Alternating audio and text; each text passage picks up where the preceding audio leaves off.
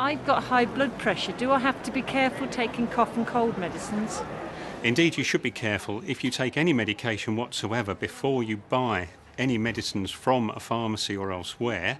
You should always check with the pharmacist or the pharmacy staff as to whether it is safe for you to do so in view of the fact that you are currently taking prescribed medication.